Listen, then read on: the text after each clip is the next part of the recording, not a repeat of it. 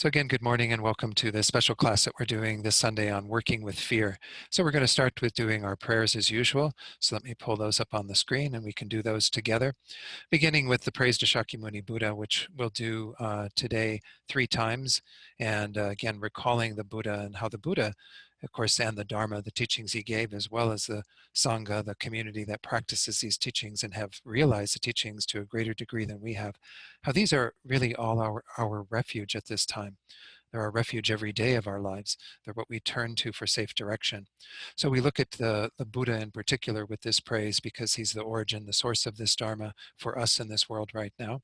And we pay homage to the Buddha, recognizing all the amazing qualities that the Buddha possesses, but also recognizing how we have the ability to attain these same realizations, become just like the Buddha. So let's recite that verse together 3 times.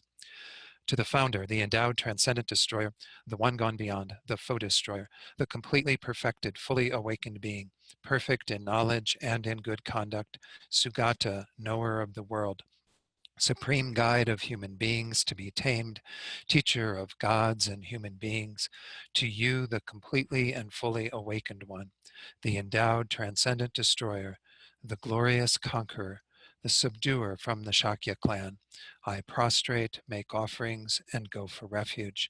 To the founder, the endowed transcendent destroyer, the one gone beyond, the foe destroyer, the completely perfected, fully awakened being, perfect in knowledge and in good conduct, Sugata, knower of the world, supreme guide of human beings to be tamed, teacher of gods and human beings, to you, the completely and fully awakened one, the endowed transcendent destroyer, the glorious conqueror, the subduer from the Shakya clan, I prostrate, make offerings, and go for refuge.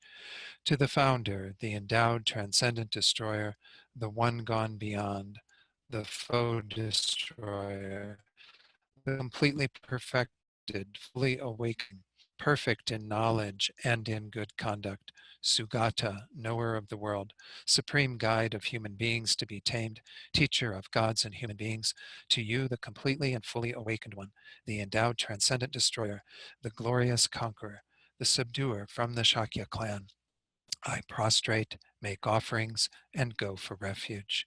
And we'll do the short mandala offering, which once more is a vast pure offering, visualizing the entire phenomenal world transformed into a pure land, free of any faults, any illness, any disease, anything that we see as kind of unsatisfactory in our world right now.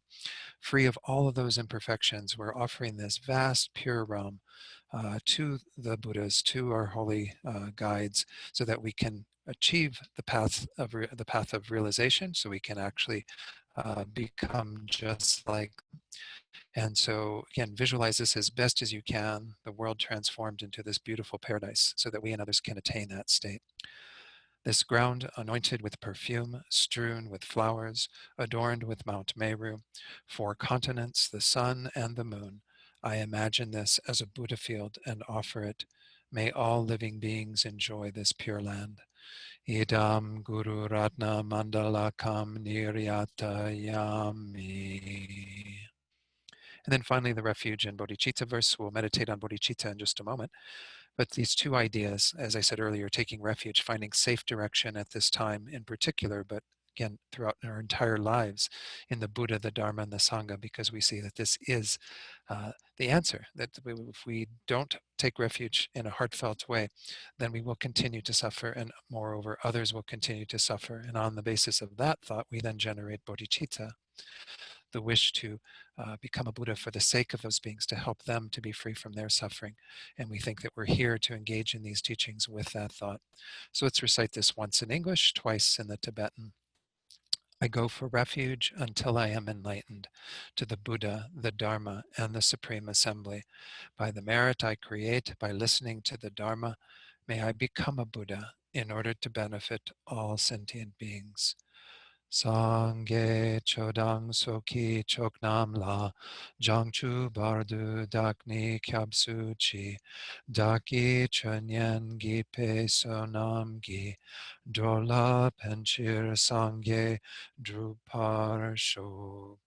Sangye chodang soki choknam la jangchu bardu dakni kyabsu chi daki chunyan gipe sonam gi drola penchir sangye drupar sho. All right, so let's go ahead and do a short meditation, give ourselves a chance to focus the mind a bit, and then to set our motivation for this class on working with fear. So find a good meditation posture, make sure that the body is somewhat upright and straight. There's a nice, quality of that attentiveness to the body, but then also relaxing into this posture so that it doesn't become too tense, so that that tension doesn't become an obstacle to your meditation. And then breathing naturally, begin to attend to the breath. As usual, I recommend that you work with whatever technique that you generally use when you meditate on the breath. And if you don't have a technique, I suggest working with that area around the tip of the nose, just inside the nostrils or on the upper lip, where you feel the air coming in and out as you inhale, as you exhale. And we just simply make the breath our meditation object, and we do our best to stay present with the breath in whatever way we're working with it. But no doubt the mind will wander. We don't have perfect concentration yet. So there will be times when thoughts come into our head, thoughts of planning, maybe even worries, things that we have on our mind currently. Or we could even have some remembrances of things from the past, or perhaps even other sensations in the body that we get distracted by. And when that happens, we just simply acknowledge it. We can label it even, just let it go. We don't have to continue to follow that. We can return to the breath. So I'll ring the bell here to start the meditation period, and we'll do this for just a few minutes in silence, and then I'll lead you in a short reflection to set your motivation for today's class.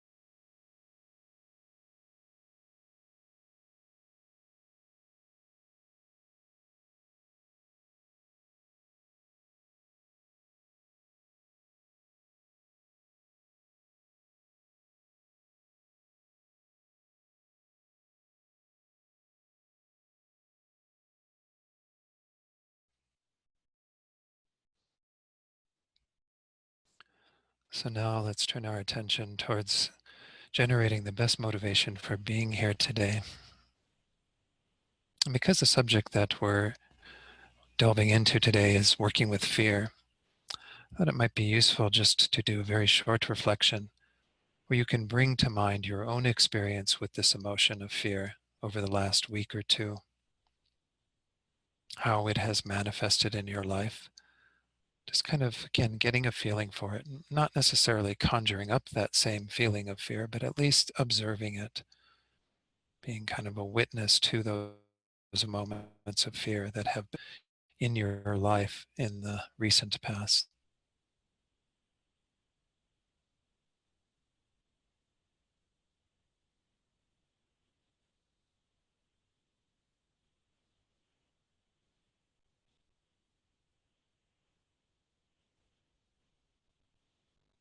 And within the space of being in touch with that fear, can you sort of identify that level of vulnerability that is underneath that? That we wouldn't feel fear if we weren't vulnerable. And our very nature of being vulnerable is a way that we can also connect with others, that we can also connect to this courageous motivation of bodhicitta. We'll be exploring this whole idea today, but already to feel your heart open because you recognize that the vulnerability that you feel and the fear that arises in the face of that is no different than what other beings feel. Whether we talk about humans or animals or all the various realms of existence that the Buddha taught, we are all vulnerable, subject to suffering, subject to difficulty, subject to the challenges that the world has in store for us. From that place of that vulnerability, we can connect. We can feel our hearts open. And we can begin, at least in this very moment, to embrace the world and all the beings in it with a mind of love and compassion, a mind that desires these beings, all the beings, yourself included, to not suffer, to be free from that and all the causes that lead to that, and also for them to have true happiness and all the causes that lead to that peace, that state of complete contentment.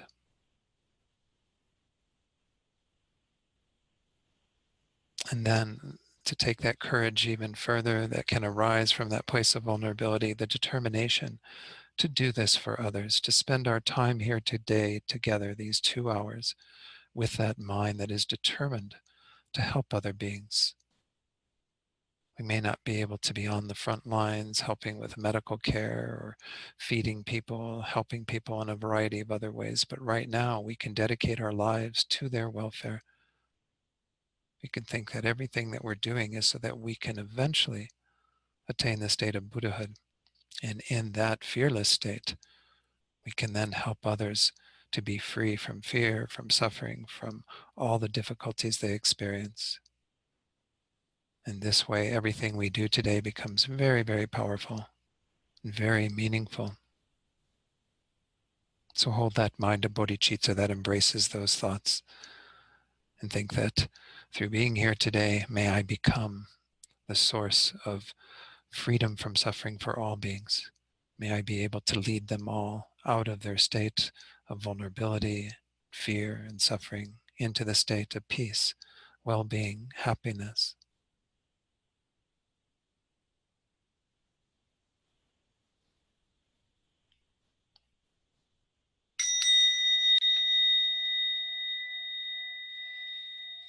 Okay. So again, good morning. So again, we do have the events that are coming up posted in the chat box. Thank you, Mary, for doing that. Let me go ahead and get started with just a few initial comments. You know, I have done talks on fear before. This whole talk, I've sort of rearranged it and added a few things, especially with the inspiration of Venerable Rabina's wonderful teaching that there was a link that was sent out to in one of the recent TNL emails. It's just a very brief teaching, but talking about, I guess the title of it was Coronavirus is is bad enough. Why add fear to it, or something along those lines. I don't have it exactly in front of me, but you'll see it on the slides when I pull those up. So just know that, again, this is the whole idea that we are going to be exploring this emotion called fear. And when I was first asked to talk about this was actually quite a few years ago. The people over at the Santa Fe Vipassana Sangha thought that at that time, of course, there were a lot of things going on in the world. We've never been without fear. As we're going to discuss, fear is kind of a part and parcel of our existence. But nonetheless, they thought that it would be interesting to talk to their community about fear. And so I put together the initial talk, and I've modified it a number of times since then. It's very relevant right now, obviously. With what's going on in the world, it's very easy for fear to arise. So we're going to kind of pick it apart. And I've got a number of little topics that I want to investigate in regard to fear. But the main impetus of this teaching, this lecture, is to help you to have some tools to work with in regard to fear. There's a lot that we can learn from examining that emotion and kind of get the benefit of what's going on in our world right now, and the ability to work with what's going on. So let me go ahead and pull up a few slides that kind of get us into the topic of fear. Again, there's a poem that I found when I was putting together this talk at a later by Charles Mick called Fear. And this is a kind of a description of what often happens with fear. Fear passes from man to man unknowing, as one leaf passes its shudder to another. All at once the whole tree is trembling, and there is no sign of the wind. So this is what often happens with, we're going to be talking about various types of fear, but with a lot of our rational fear is that fear just becomes contagion in and of itself. It becomes something that passes from person to person without necessarily the causes of that being there. And so the whole tree is trembling, but there might not be any sign of the wind. Again, I'm not in any way belittling what is the actual wind that is happening in our world to many people, but nonetheless, a lot of us are kind of part of the wave of all of this that's going from person to person, that's disturbing our minds and causing us not to be at peace.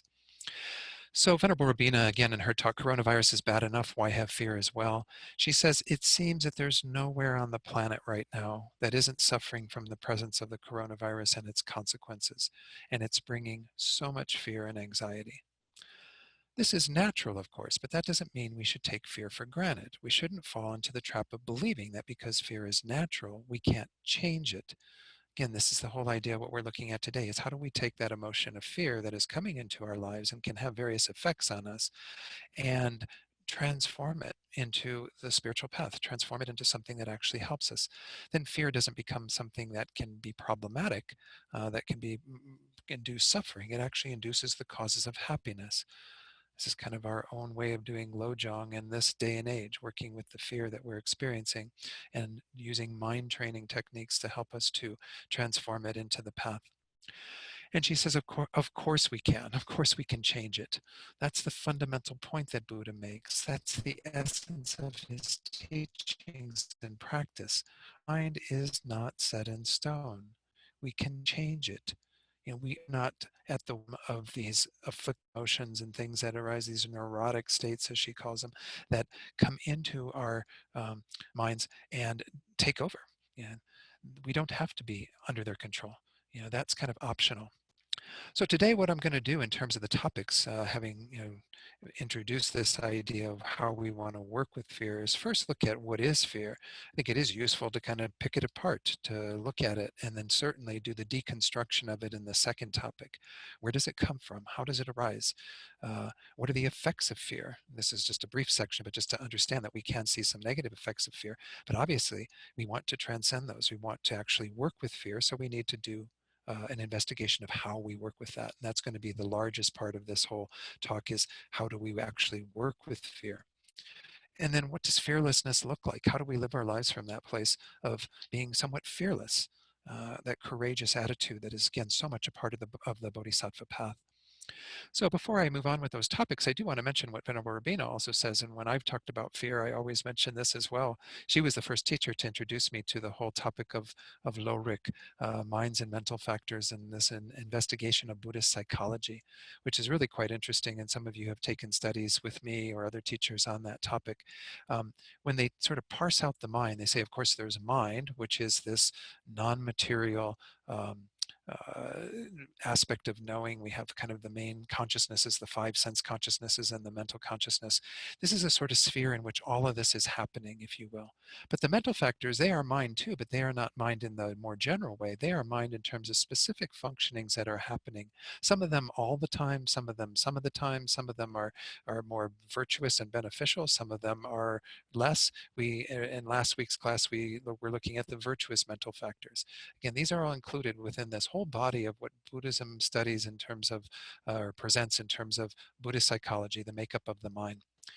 Well, as she points out, and as I again have noticed myself, is that fear is not one of those factors. It's very interesting.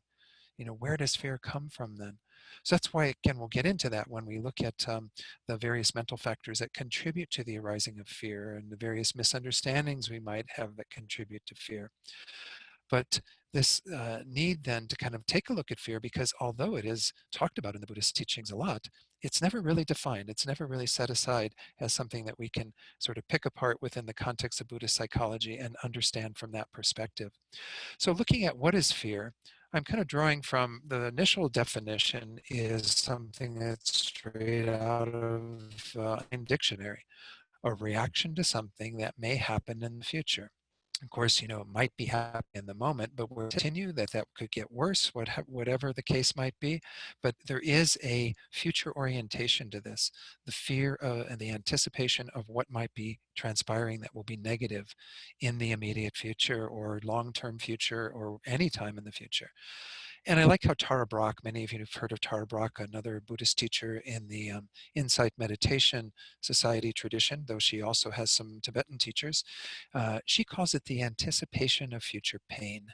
A very simple way of talking about what is going on generally when we have fear arising is that there's an anticipation that we are going to have to experience something unpleasant that we don't want, that we generally want to push away, that we don't want to experience.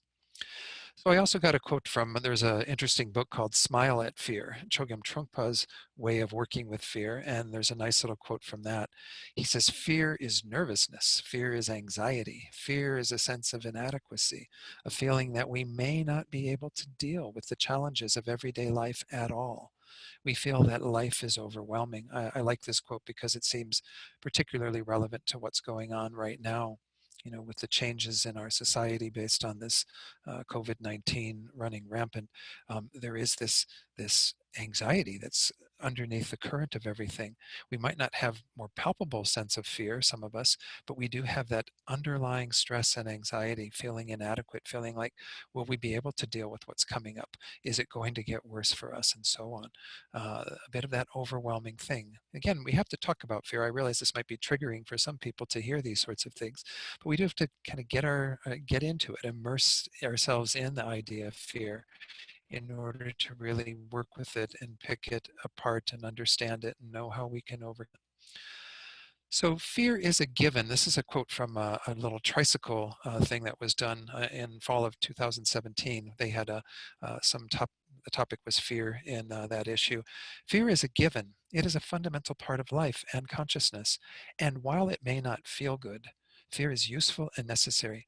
In spiritual life, the problem with fear lies in whether we have the wisdom to respond well to it. So this Dharma David Brazier, is making a very good point here, and this is once more in line with Borobina says, if we do have fear arising, this is our lives at what level? This level of anxiety, stress, expectation, whatever, dread, and feeling repulsed by what's going on, which can happen. We can learn from it. We can transform it, respond well to it, because it is a part of life. It is a part of our being. This is something that we do have to accept. Being an embodied being in this world, there are things that are going to arise that will give us that anticipation of future pain, that will cause us to expect that things will not go the way that we'd like them to. And so we need to learn from that. We need to see what lessons are within that. So let's take a look then at where fear comes from, because again, because it isn't set out in the traditional teachings as one of these mental factors, especially it's not even one of the neurotic mental factors as Venerable Rabina calls them, well, then it is important to understand, where does it arise from? Pick it apart, deconstruct it. So as I say here on the screen, while there is a physical component to fear, it arises out of a conceptual process, meaning that it is primarily our mental reaction to something that threatens our well-being. So this is, again, in no way to discount this whole idea that we are hardwired, if you will, to some degree biologically to have these responses, the fight, flight, or freeze response, to have in the face of something that is threatening us, a desire to protect our well-being, a self-preservation that causes us to do these various things. And of course, we feel fear very much in the body when we're confronted with something that is challenging for us. The adrenaline goes up, we feel the breathing might change. All of this happens physically because of the response that we're having to what's going on. And again, some of that goes back to the very early days of humanity, when we needed to have that type of awareness in order to protect ourselves. We needed to have a heightened sense of what is dangerous out on the plane, and that it was something that would threaten our lives, so that we could take an action that would avert that. So again, it's not to say that there isn't a physical component to fear, but rather to understand that most of what we're talking about today is the mental processes that we go through that feed into fear, that cause fear to become manifest. So this is where we do get into some of the central teachings in terms of the main delusions, the main afflictions that are underneath the surface that are causing all of this to arise. So we'll get into that in just a moment. So returning to the slides, we see, again, as a thought process then, fear is something that can be deconstructed and analyzed to see what it's about, to examine whether it abides in truth or not. The heart of the Buddha's teachings as well is to recognize that when we buy into a lot of our fear states, we're doing it under false pretenses. We're doing it on the basis of misconceptions. And we have to see what is true. We have to learn in Buddhist terms to find that truth and to rest in that truth, to know that that truth is the answer. They have that phrase, right? The truth will set you free. I think this is a very apropos for Buddhism. It's exactly what the Buddha was saying. If we are able to see truth at its deepest level, as well as even at a conventional level, then we can see how we are acting falsely. We are acting in accord with ideas that are not correct, and we can rectify that. So to begin with, the future pain, as Tara Brach says, that we are anticipating, is also an anticipation of loss, of our no longer experiencing the sense of comfort or security we've somehow gotten used to having. Of course, this also is very appropriate at this time too, right? We had this feeling like, okay, everything's going fine. We're living our daily lives. And yes, there's things going on in the world, and there are problems and difficulties within our own country, and, what have you, and perhaps again in our own little lives and the various dramas that unfold. But nonetheless, this is a pretty huge thing. The loss that we could have of our lives, the loss, of course, of our regular way of living, the loss to our freedom to do what we want to do. All of this is really impinging on people right now. So this is definitely what is happening, as the future pain also entails something being lost, something not being there that we have gotten used to. However, sometimes this anticipation of future pain or loss of comfort can be useful. For example, the fear that causes us to be more attentive to our actions due to not wanting unfavorable results. So this is pointing to this idea that, again, if we look at those ideas that we might have to experience pain, that we could lose the sense of comfort and well-being that we currently possess, there are different ways of working with that. Sometimes we could make that into something quite useful.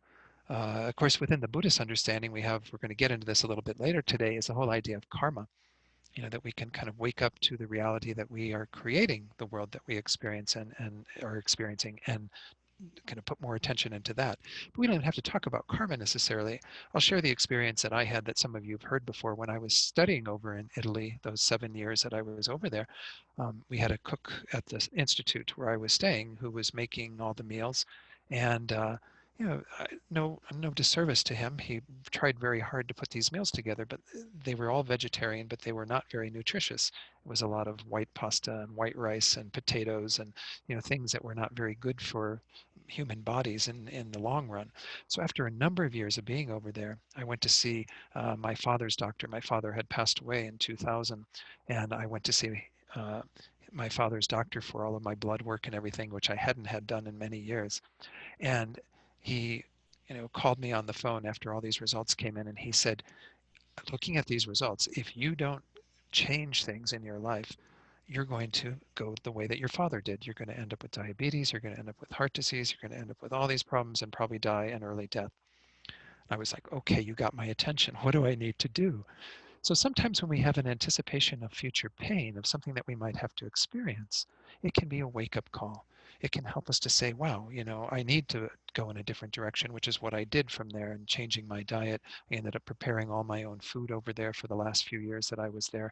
I got out and exercised a lot more, did all the things that we need to do to maintain this body better for not just our own sake, but for the sake of others.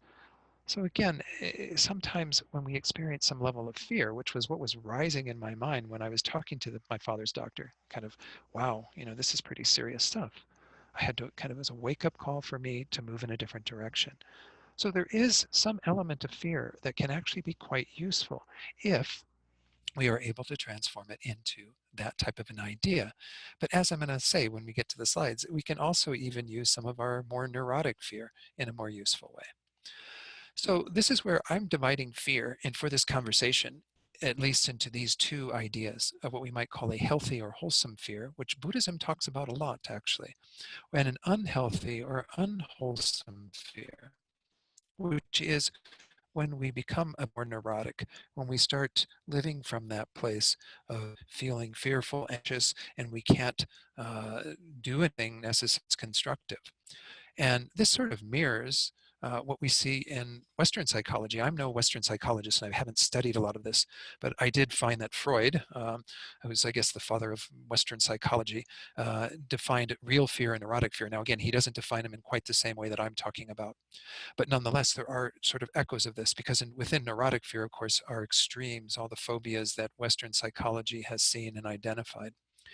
He defines real fear, and I'm thankful to Lapham's Quarterly. They did an issue on fear that I have that I thought was quite interesting. And in the introduction to that, Lewis Lapham cited this way of that Freud talks about fear. The first one, real fear, he describes as a rational and comprehensible response to the perception of clear and present danger.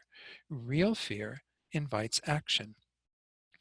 So when we look at the world around us, and of course, this is where I do want to make this distinction because I think it is important that we don't just throw fear into this bucket and say, oh, we're just going to get rid of it. It's all gone and we're not going to experience it again. At some level in our spiritual practice, I think that is possible. And I'll get to that later. But what I think is that we do have to still be attentive to what are the real fears that we need to attend to. And once more, this invites action. This invites us to actually do something.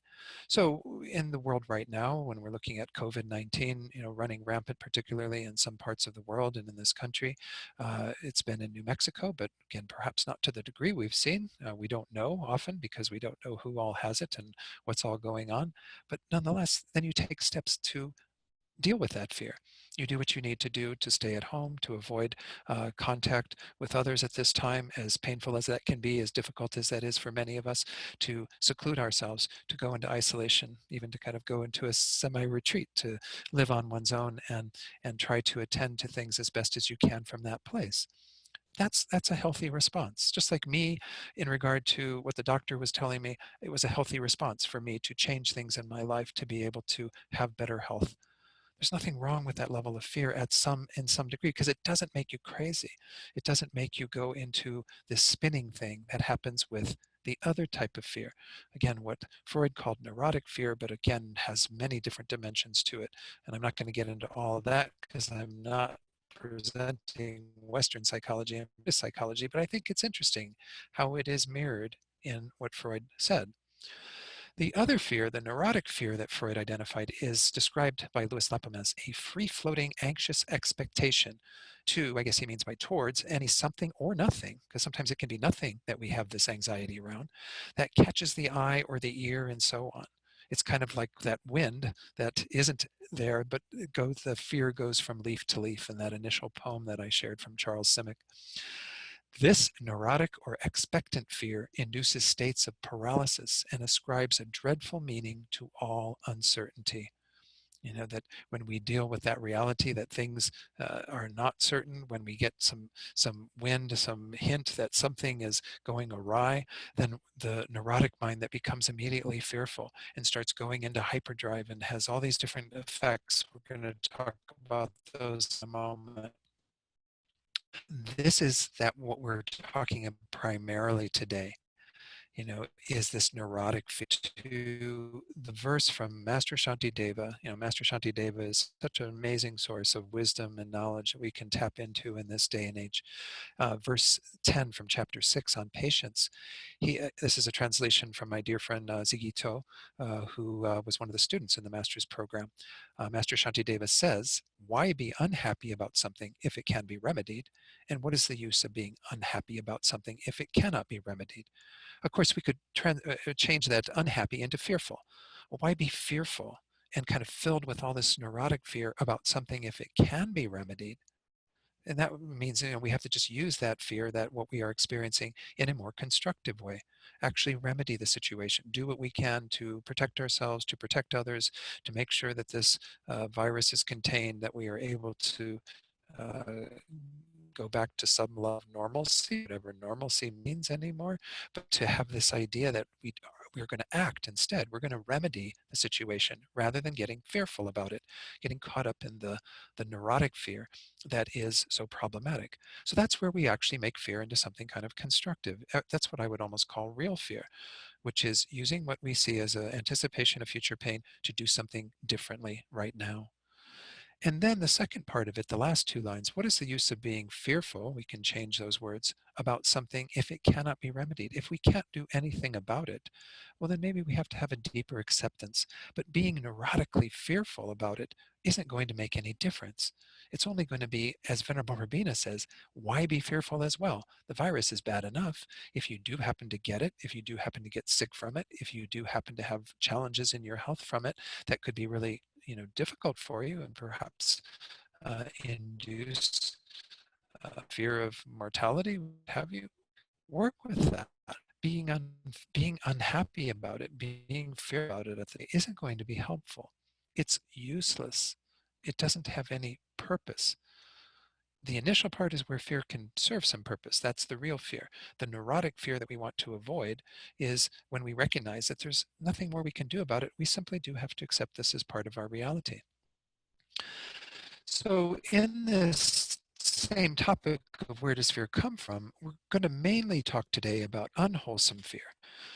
Since we can learn a lot from this change, the real fear, this uh, wholesome fear you can actually do something about. You can rectify your situation to move forward. As I said, right now, taking the steps that are necessary to protect yourself, your loved ones, and others as well by not being in the presence of others so much, by actually doing what we can to keep ourselves healthy and others healthy as well. But the topic of wholesome fear will be discussed too, because that's an essential part of our path. As I said, in Buddhism, we do use fear here and there as an impetus for us to put our dedication, practice, effort into the path. So we'll touch on that as well. In Buddhist terms, the elements of this process of unwholesome fear arising can be seen in terms of these three primary distorted states of mind, which are also called the three poisons or the three afflictions. As I mentioned when we got into this section about where fear comes from, these are the source of it. This is where it is arising from. And of course, other misconceptions that we have that feed into it.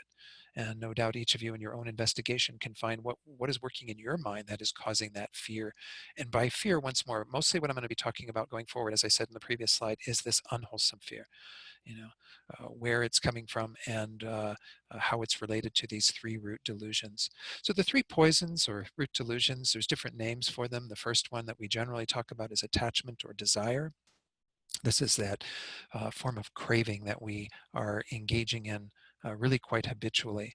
That is always this desire to have something that is pleasant for us. This is our reaction generally to those pleasant experiences that we have in our lives. When we get something that we enjoy, when we're in an experience that we don't want to stop, all of this mind of it clings to the pleasurable aspect of that object or experience and doesn't let them go. wants more of them. It's sort of the junkie mentality, as Venerable Rabina often says. Aversion or anger, the second one, of course, we know this one.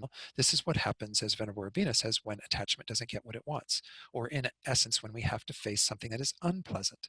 The unpleasant experiences cause the mind of anger, aversion to arise. We want to push that out of our experience and not have it be there. And sometimes we even do some pretty violent or forceful things in confronting that. The third one, ignorance or confusion, is in a variety of ways, and we do have different levels of ignorance that are operative, different misconceptions. But the root of these is, as we'll see when we get to that slide, grasping at this sense of self that we think is there kind of discreetly, that we think is there independently, on its own, self-established. That is the point from which all of the other delusions rotate. So we're going to get into this, and I'm going to share a bit of what Venerable Rabina says about these, because her words are very tasty. You don't get Venerable Rabina today, I'm sorry, you just get me, but you're getting some of her words, and she'll be sharing teachings with us sometime soon. I haven't heard all the details on that, but you'll be hearing more about that in the weeks to come. So how are the three poisons involved in the arising of fear? This is again based on Venerable Rabina's words as well as my own investigation into this. I agree completely with what she said in her teaching, and I have maybe just a few little comments that I'll make as we go through this. Attachment or desire. Of course, we're all starting, as I said, from a place of attachment with a fundamental desire that wants to be exactly how we like them to be. You know, we are attached to having this comfort zone, if you will, that is all about me getting what I want. As Venerable Rabina says, attachment is the constant emotional hunger to get only the nice things, only the things that I want. Attachment is desperate for everything to be nice, comfortable, unthreatening, right? You know, this is a mind that we know very well. It's guiding most of our day. From the time we get up till the time we go to bed, it's frequently it's the me, me, me show in terms of what I want, what I need, always going to this and that. And of course, we're very good in the West at having always something that we can go after to satisfy that hunger, that desire to have the pleasant things, the delightful things, the wonderful things. And generally, people don't find anything really wrong with that state of mind. I don't think Western psychology thinks it's wrong until it becomes addiction, until it becomes unnatural, in their quotes, you know, unnatural. Then they are going, when this is going beyond what is expected in society. Of course, you know, the whole thing of the way society is run is built on the idea that attachment is a part of the fiber of our beings, that this is where we're coming from, because look at the advertising industry, you know, all the commercials and magazines and ads and what have you, everything to try to entice you to satisfy that desire, that hunger by acquiring these material goods. So the mind of attachment is pretty pervasive. It's kind of taking charge a good part of the time. It's interesting because even when the Buddha taught the Four Noble Truths, the very first teaching he gave, when it came down to identifying what is the source of our being in samsara, our experiencing what he called dukkha, this unsatisfactory state, in that very sutra, he said the source of all of our dukkha is craving, is this drive, because it is the most direct way in which we engage in actions to try to satisfy that desire for happiness. Of course, the desire for happiness that's underneath this, as I was saying in the meditation today, that's the starting point for all the Buddha's teachings. There's nothing wrong at the level of identifying that we're all having this baseline of wanting to be happy, wanting to not suffer. The problem is we get caught up in these states of mind that don't actually do the job. They don't actually achieve what it is that we seek. We desire happiness and we go after happiness by craving, grasping at all these objects, thinking that they're going to somehow fill the bill. And they don't. They never have, and they never will until we've done the deeper work on our own minds and are free from that junkie mentality, that mind of attachment. So mind of attachment is obviously one of the most direct things that's kind of driving us every day of our lives. Bina says it's there all the time, underpinning everything, deep in our bones. And even more than that, it assumes that I deserve only the nice things. Such hubris. You know, we do have elevated ourselves to the deserve all that stuff. I had all of this. I'm worth all this good stuff. And of course, the process of attachment, it often is negligent of the needs of others because it is so focused on what I need and my desire to have these beautiful, wonderful, nice things in my life that we don't even think about others. We talked about this a few weeks ago when we were dealing with the antidotes to our generosity, to our miserliness, in terms of having the mind of generosity that is willing to share those things, give those things. But we see that miserliness is an extension of our attachment, our desire to have all these wonderful things and to not let them go, to hold on to them with this sense of my needing to experience them. So, as a kind of subtopic to this, a topic that I think most of you have heard before, I did want to touch on how this underlying desire to have nice things, to have comfort, is even manifested in a wonderful Buddhist teachings. It's called the Eight Worldly Concerns.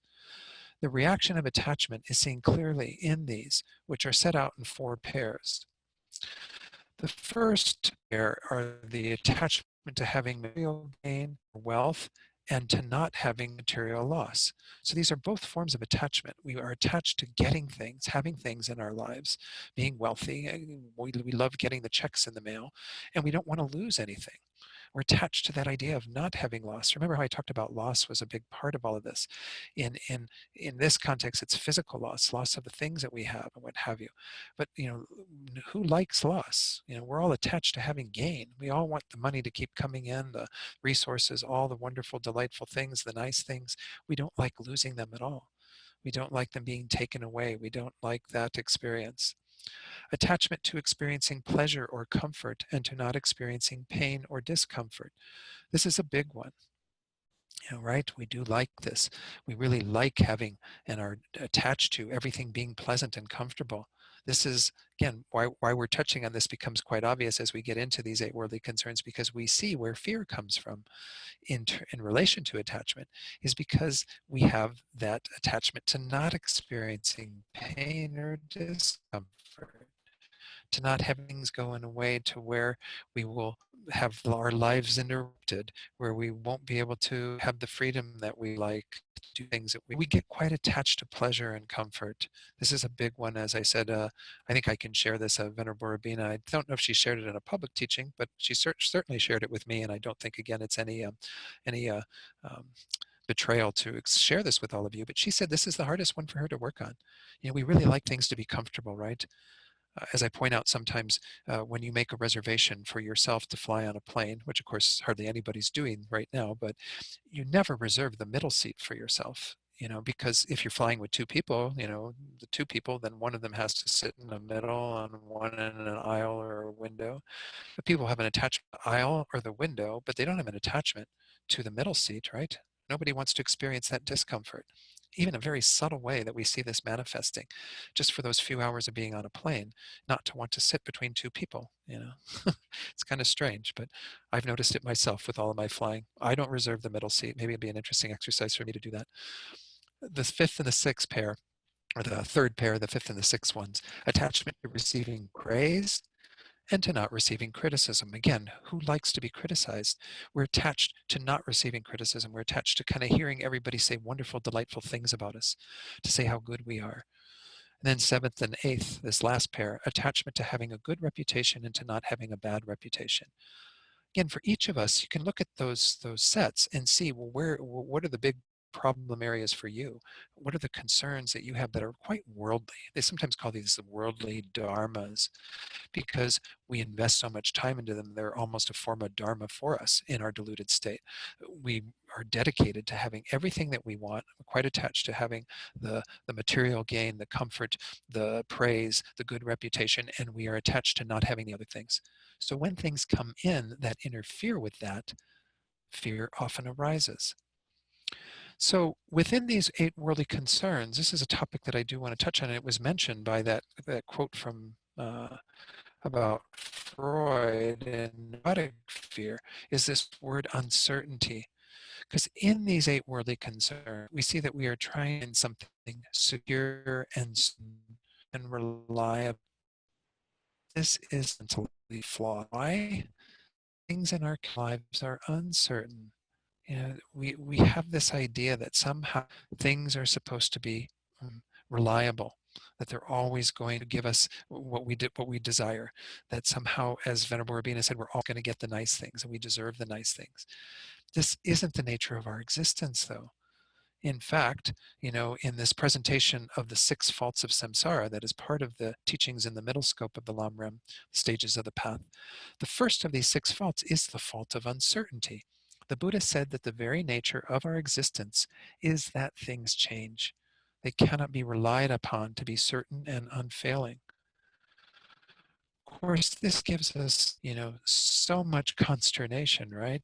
Because we like things to continue in the way that we've gotten acclimated to them. We get very used to our lives, and this is why this is such a huge disruption for people, is because they like the reliability of life to be as they expect it to be. But that's outside the nature of existence. It's very self, I guess. I don't know if that's the right way to put that.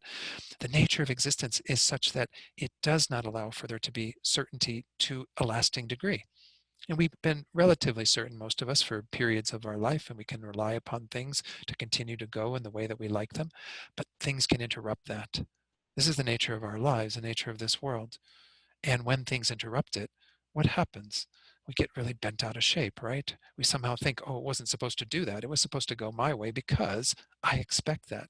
Our expectations of life being like that become problematic. And that's because we're not aware of the uncertainty of existence. I found this quite interesting in putting this together for the first time I presented this talk. Audrey, in one of her teaching, Time magazine article about fear, in which researchers found that most people have a greater uncertainty or pain. So even in the midst of what we are experiencing, this pandemic, people are having some, and certainly some fear around their future physical pain, perhaps their death from this virus. But there's also this fear of uncertainty that is looming over everything. Like, what does the future look like? What is the world going to be like in a month or 2 or even a week? We have no idea. We're living in this world where uncertainty is manifesting, but it's always been there. We just have had the good fortune to have things be relatively stable for some period of time. But nonetheless, I'm not saying they've been completely stable. Obviously, we've had a lot of changes in the world, especially in this country, over the last several years. But nonetheless, this is a big thing for us, this fear of uncertainty. We crave having some certitude in our lives, wanting everything to stay put in the way that we have come to, as I have already said. So this is how Venerable Rabina put it in her talk. She said, mixed in with this is the assumption that the nice things shouldn't change. They won't change. How dare they change? We just can't stand the thought of those nice things, our comfort zone, being disturbed. So we add another layer of nonsense, another fantasy. We assume that the status is permanent, unchanging. Of course, this misconception that we have. There are a lot of misconceptions, again, that are causing us to suffer, the Buddha says. One of them is that we somehow think that everything is going to stay the same. Now, it doesn't mean that we don't recognize that change happens. We look at our bodies and we can see the change that happens over the decades, and the deterioration of the body as it ages and so on. It's not that to say that we're blind to change, but we make the assumption that in general our experiences are going to remain the same, that we're going to be able to have everything be reliable, be static. Well, this is, again, totally contrary to the nature of things. In fact, the very last teaching the Buddha gave on his deathbed was that things are impermanent, that we have to come to understand that reality. Impermanence here doesn't mean that they just go out of existence. It means that they're changing all the time.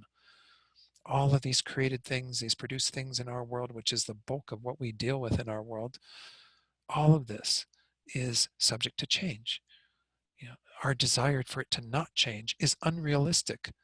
Yes, it may for a while. Maybe we get things that are kind of seeming to not change, while underneath the surface, of course, everything's changing. But nonetheless, that's an unrealistic expectation. So, as Venerable Rabina said, this is ridiculous. This is a fantasy. This is nonsense for us to have this conviction that somehow things are permanent and unchanging in the midst of the evidence in the opposite. So, The second of these three root afflictions that arises, that's kind of a part of the makeup of fear, because obviously, again, fear isn't identified as a separate, isolated mental factor.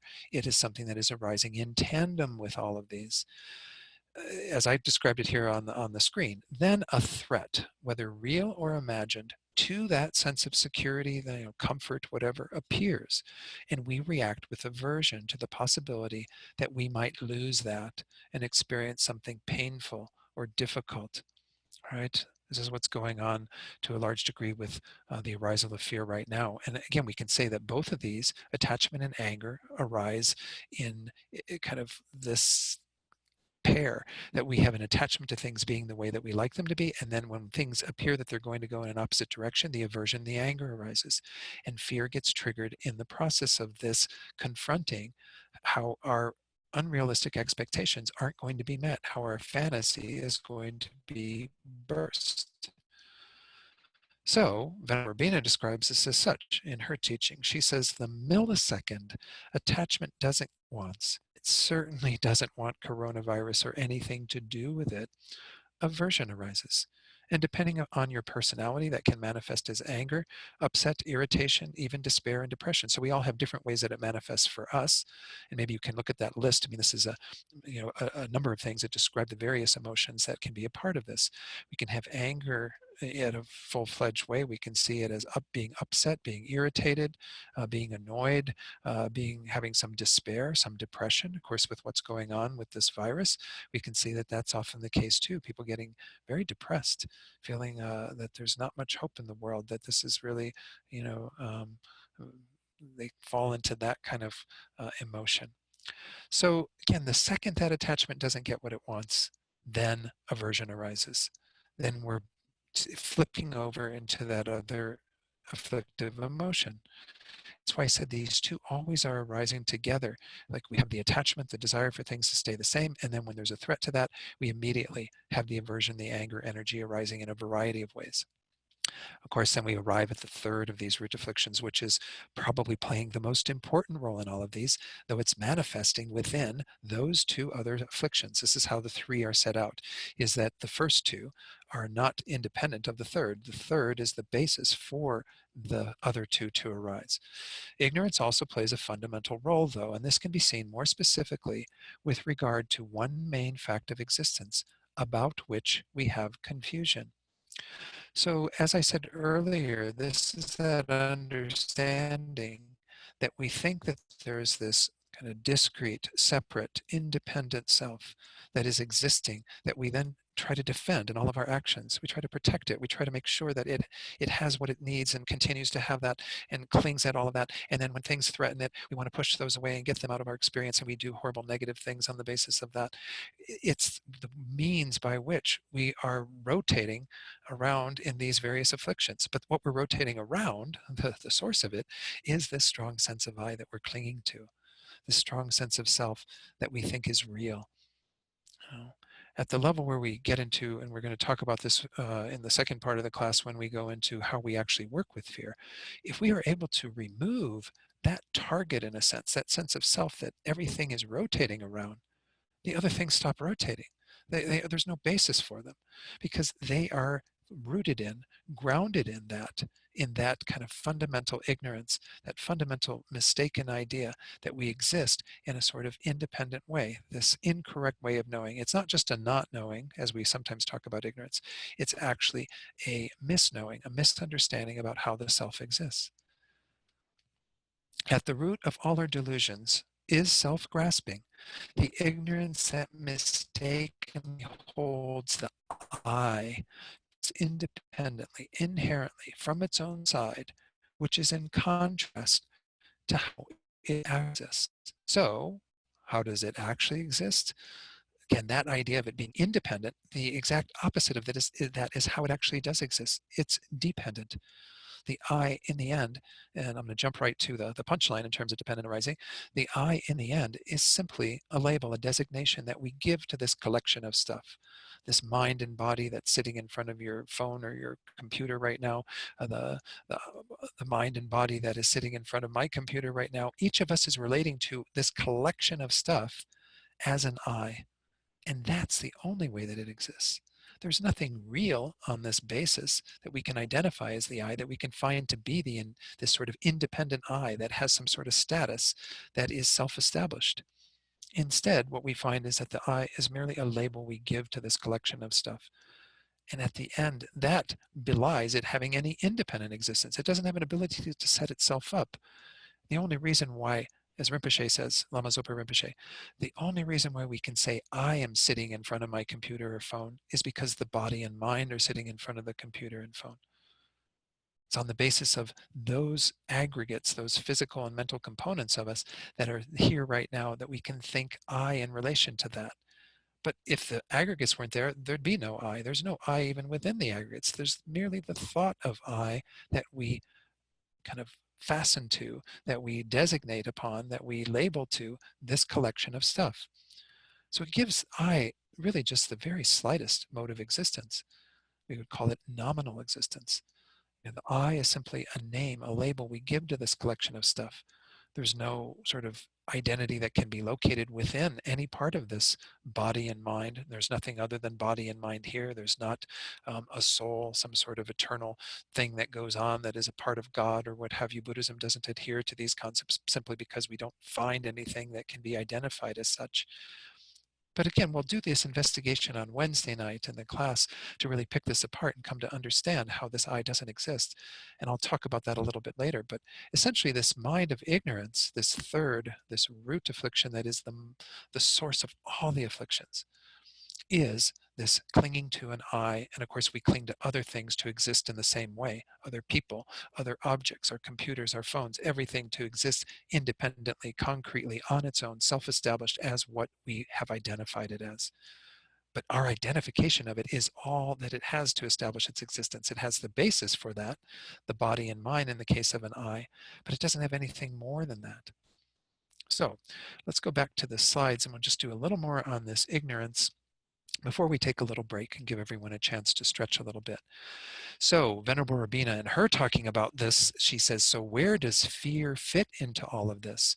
Interestingly, it has no status of its own in the list of neurotic states of mind. Again, this is what I mentioned where she and I are saying this, that we don't find fear among the 51 factors, nor in the 6 root afflictions or the secondary afflictions, the 20 of those, and so on. And she says that's simply because fear is the flavor, the character, the energy, the very nature of all of them. So I find that really kind of interesting because, again, I've never heard it presented that way. And when I talk about fear, I talk about how it does arise in tandem with all of these 3. But really, it is the flavor of all of these. If we look at it on the basis of our self-grasping and the desire to get the things that we want, to avoid the things that are unpleasant, the 2 operative minds of attachment and aversion that are these kind of vacillating between, oh, getting what we want, oh, we'll get attached and grasp at that, oh, we don't want it, we'll push it away and get it out of here. It's all coming from some level of fear that is about our adherence to a sense of self that we get all these neuroses on the basis of, that we cling to that, and we feel totally validated in responding in these ways, going to these 2 extremes. If we get rid of that, if we remove all of that, the fear goes away too. Not to say that that's the only way to work with fear, but that's the ultimate way to work with fear, is to recognize that what it's all pivoting around is a false concept. So there is a question that's come up. Let me go back to the slides just to make sure that I've finished this one topic, and then maybe when we come back after the break. Oh yeah, I didn't finish all of Venus quote. Forgive me. She says, rooted in fear, all these neurotic states, they are the roots of the main illusion, the main fantasy, the primordial grasping at a separate, concrete, set in stone me. This is where it's all coming from. This is where all of our fears are arising from, is this sense of self that we protect so dearly, that we adhere to so tightly, that is an illusion. It doesn't exist in that way at all. It's a fantasy. It's a hallucination, as Rinpoche says. So I do have one quote here from the Dhammapada. We don't use the Dhammapada maybe quite so much in Tibetan Buddhism, though there is a Tibetan Buddhist version of this, the Tibetan I don't know, I have it on my shelf. It's a translation from early days of wisdom publications. But anyway, there's a verse 212 in that that says, selfish attachment brings suffering. Selfish attachment brings fear. Be detached and you will be free from suffering and fear.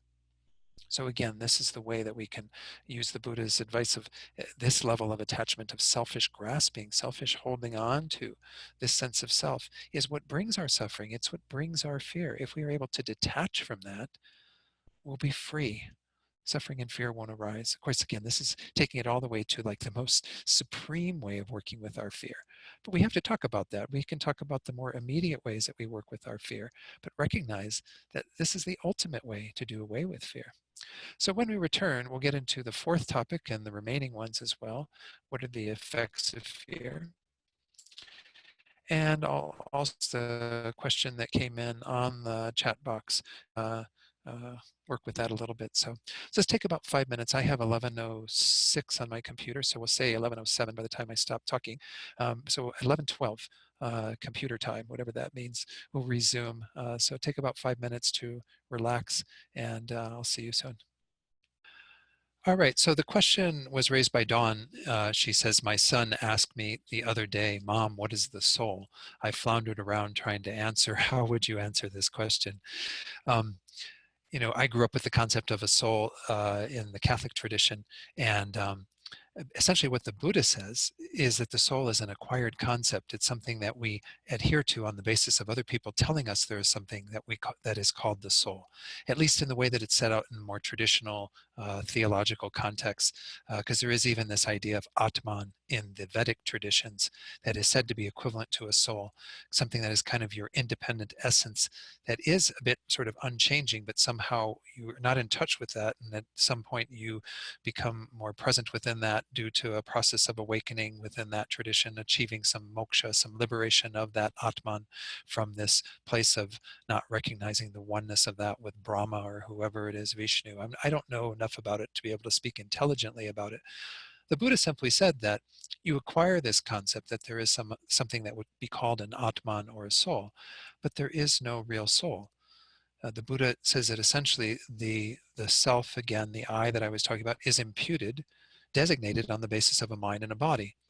There's a mind and a body here, but there is no soul here. It's not like if you take the mind and body off of your chair or your cushion, whatever you're seated on right now, that there's some sort of soul remaining there. The Buddha said there is no basis for this, therefore it doesn't exist. There's a lot of things that we believe in that we think exist, but if we can't find the logical basis for it, if we can't actually, this is a very scientific approach. If you can't locate it and say, oh, there's the soul, just like I'm talking about how there's the real I. Well, if you can't find it, it doesn't exist. Now, does Buddhism have things that might have some of the properties that we talk about when we talk about soul? Well, I grew up again with the concept of an eternal soul, that it had that eternality. It didn't ever go out of existence. Well, what is it in Buddhism that has a similar quality? Our consciousness, our mind. The very subtlemost level of the mind of clear light, goes on in perpetuity. It never stops. And it, of course, arose without any cause, so it never had a beginning.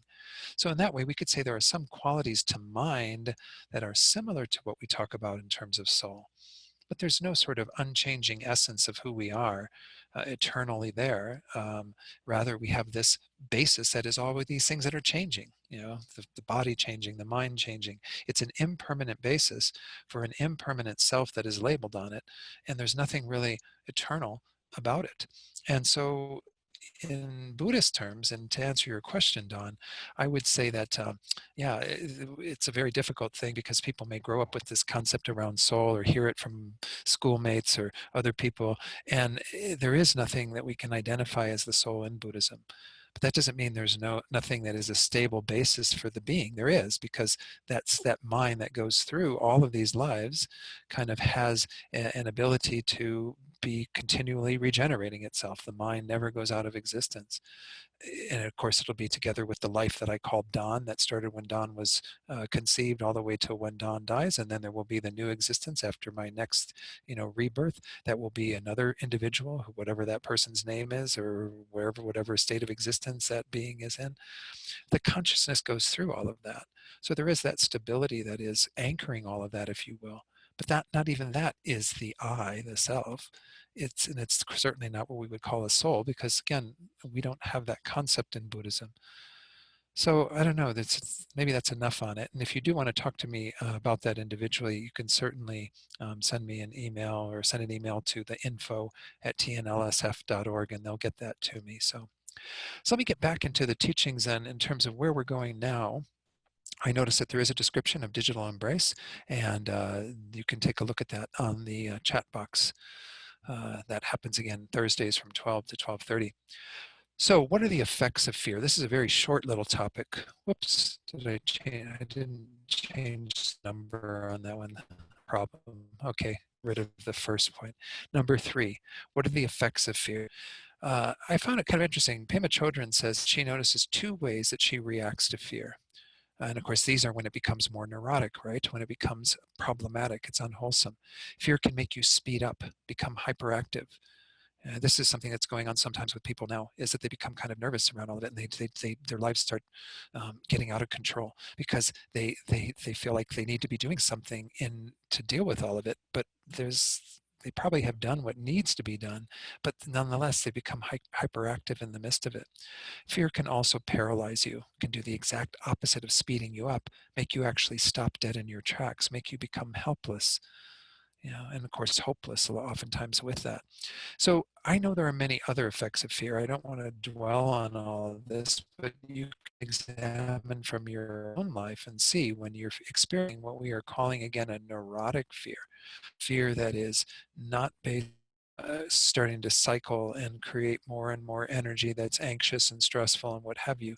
Does it cause you to speed up? Does it cause you to feel paralyzed? Does it cause you to overindulge in things? Does it cause you to sleep more? Does it, how does it manifest for you? But neither of those nor any other patterns that divert our attention away from fear allow us to make use of it. They block us from seeing what it's all about and from working with fear. So regardless of what effects you're seeing fear having in your life right now, recognize that if you aren't sort of willing to stop diverting your attention away from it to doing all these other things that are potentially just going to cause more suffering for yourself and maybe even for others, you're not going to learn the lessons from fear. Because even neurotic fear, unwholesome fear, has something to teach us. The wholesome fear, that we can respond to, gives us great lessons as well, because it helps us to move in a different direction. But even the neurotic fear is alerting us to things that we can uh, work with, that we can actually develop some practices that will help us in the midst of that. So, as I say here on the screen, however, if we work with our fear, then even what we usually call unwholesome or irrational fear can also be used in our spiritual path. So, the next topic, how do we work with fear? I've got this in a 3-step process. Again, there's no set on how to work with fear. This is just something putting forward based on some of the readings I've done when I initially prepared this, as well as putting this together for today. The very first step we're going to look at is to invite fear in. This is kind of the opposite to getting caught up in those effects of fear, diverting our attention away from it. Rather, we're going to kind of invite it in and say, okay, you're in my life. What do you have to teach me? Assess what we are fearing and why, really get into identifying what's going on for us that is causing us. So we deconstruct that fear again within the understanding that we talked about earlier. Thirdly, apply our understanding of Buddhist principles to transform our fear into the path. This is that Lojong kind of approach, Lojong meaning mind training. How do we train our minds to transform what we are experiencing into the path and actually use it as grist for the mill? So, whoops, sorry. This first one, invite fear in. Thich Nhat Hanh, in his book on fear, Essential Wisdom for Getting Through the Storm, he says the first part of looking at our fear is just inviting it into our awareness without judgment. We just acknowledge gently that it is there. And he says this brings a lot of relief already. And I would say to some degree this is true. If we have the ability to be kind of mindfully present with this emotion of fear and all, of course, the thoughts that are behind it, as well as the physical reactions to it, sometimes just having that more objective space in which that arises and can be seen and acknowledged is already quite liberating, because it takes us a bit out of the driver's seat, because we're then simply observing it. We're simply being present with it. We're no longer kind of getting caught up in a bit of the process that's going on in terms of fear accelerating. We're simply taking that ability to be with it. But we do have to invite these things in. There is something that we need to learn from them, as we're going to talk about when we get into the actual techniques of working with this. So if we're putting up lots of blocks by doing other things, diverting our attention away, by eating a lot or watching a lot of Netflix or whatever it is that you're doing to try to get your mind off of it, you're not using it. You're not actually learning from it. The second idea is assess what we are fearing and why. As he saw Thich Nhat Hanh continuing, then once our fear has calmed down, we can embrace it tenderly and look deeply into its roots, its sources. Understanding the origins of our anxieties and fears will help us let go of them. Of course, this is all of our Buddhist work, right? Is that we want to take what is going on in our mental landscape and make it into our practice, to examine that, to analyze that, to get in touch with that, to understand where it's coming from, to be able to deconstruct it so that we can then actually progress on the path from it, as opposed to get stuck in it, have it become debilitating for us. And whoops, somehow I'm hitting the go twice. So if you have fear, this is from His Holiness. I'm going to do a lot of quotes from His Holiness, this one section of A Policy of Kindness, where he actually answers a question about fear. And he says, if you have fear of some pain or suffering, you should examine whether there is anything you can do about it.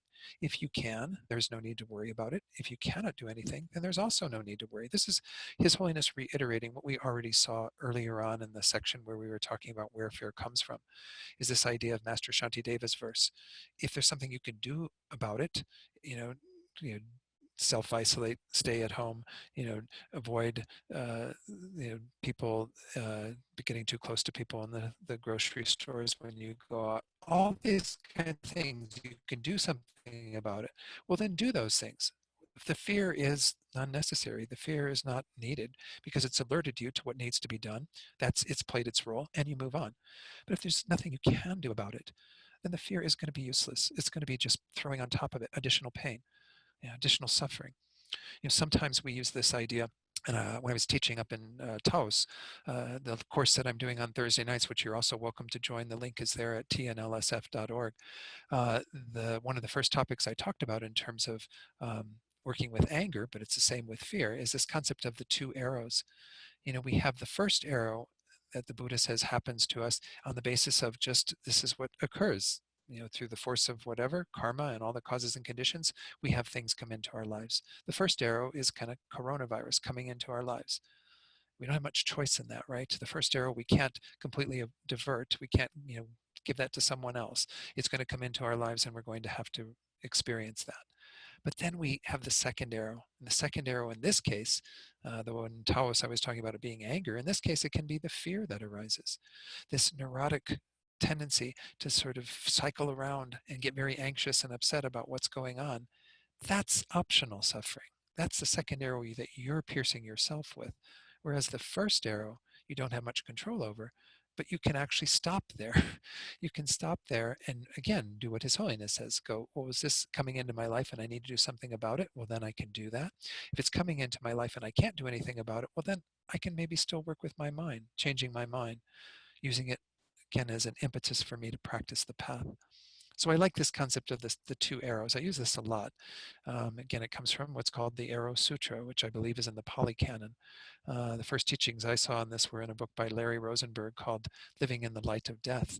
And how he talks about how this is the process we do. There's one online article I found where they say there's the third arrow yet, which is the third arrow is when we actually cause even more harm to ourselves, or potentially even to others, when we react from that place of that fear. You go out to the store and you're so fearful that you're actually being really rude and awful to people and using, language that you would normally not use because you're so frightened. Well, folks, you can stop it at the first arrow. The first arrow is good, hard enough. Like Venerable Rabina says, the coronavirus is bad enough. Why add the fear on top of it? Why add the second arrow and even potentially a third arrow? So again, this is really important that we be able to analyze what's going on in our minds to know what we can stop and what we can't stop. So the last part of this section is really the meat of what I want to talk about for the remainder of our time, which is applying understanding of Buddhist principles to transform our. So again, Thich Nhat Hanh says, if you can look deeply into your fear and have a clear vision of it, then you can really live a life that is worthwhile. You can really use your life meaningfully. Since Dharma, the literal translation of the word Dharma is that which holds or protects from suffering, we need at this time in particular to take heartfelt refuge in the Buddha's teachings. So whenever we feel fear, whenever we feel anxiety, this should be a reminder that that is our refuge, that what will protect us from suffering is the Dharma, without a doubt. So recall even initially that the two causes of refuge, this whole concept we're talking about that is the basis for engaging in the Buddhist teachings, one of them is fear. The fear of ending up in an unfortunate existence, the fear of continuing to circle through samsara, the fear of others suffer, so on, all of these different levels of fear, that is meant to be an impetus to help you to move towards the three jewels, united with the confidence that they can protect you from that fear, especially the Dharma. Dharma being that which holds you back from suffering, protects you from suffering. It's the actual medicine. In the plague of samsara, it is the medicine that will alleviate all of the suffering and cause us to be safe within the midst of what we experience. So recall that even fear is used in a very simple way on our path in terms of the basic teachings of the Buddha to cause us to engage in the Dharma, to have a willingness to take our refuge, our safe direction in the Buddha, Dharma, and Sangha, the three jewels. So a few quotes from Ringu Toku in an article dealing with fear and Tonglen practice. He says the Buddhist therapy of treating exaggerators is probably not as different from the Western ways of treatment. So again, having looked at how we want to have our refuge in the Dharma in particular, now we're going to look at the idea of how do we actually engage in this. He says that it's not that different than Western therapy. He says treatment is based on trying to see that fear is a form of suffering that we wish to get rid of, and using habituation and the control of our mind to dissolve irrational fears. I mean, he uses the phrase there to get rid of, but I might even, challenge that a little. Fear is a form of suffering that we wish to utilize, that we actually wish to transform. As Venerable Rebbe says, we wish to change, that we want to actually do something. And by virtue of that, yes, you get rid of it because you use something in the place of it. But at the same time, it's more of not just trying to get it out of my mind, because sometimes the ways as we saw earlier, that we get rid of it is by becoming hyperactive, watching more TV, whatever the case might be. So he then says it is only that Buddhism tries to take the solution of mental problems to their very end, rather than in Western therapy, where again, we're not going that far. Western therapy does wonderful things to help people, but it doesn't go as far as Buddhism. The solution of mental problems is taken to the final point, to stop our very potential for suffering and problems by achieving liberation and enlightenment. So this is where, again, the Buddhist Dharma has so much to offer us in terms of our ability to work with it. So let's look at this then in terms of 4 topics. I'm going to go through these a bit briefly, even though this is the heart of it. I want to make sure that we have enough time to address all of them. But the first few are the main ones that I really want to touch on. The first one being how we use what's coming up in terms of the coronavirus or any other fear we experience in our life. Instead of it going into that irrational mode, can we use it to develop realizations and understanding of these topics, beginning with karma and renunciation, and then compassion and bodhicitta, the wisdom of emptiness that I mentioned earlier, and then even some of the tantric methods that are useful, even if you don't have tantric empowerment, that can be useful to help us to work with our fear. So karma and renunciation. One way to work with deep fears, this is again back with His Holiness the Dalai Lama in this wonderful part of a policy of kindness where he answers a question about fear. He says one way is to think that the fear comes as a result of your own actions in the past. Of course, this is a Buddhist understanding that may be very challenging for some people. He says usually when something bad happens, we say, oh, very unlucky. And when something good happens, we say, oh, very lucky. Actually, these 2 words, lucky and unlucky, are insufficient. They don't describe the whole thing. They don't give credence to what is actually going on underneath the surface, this motivating factor and actualizing factor that we call karma.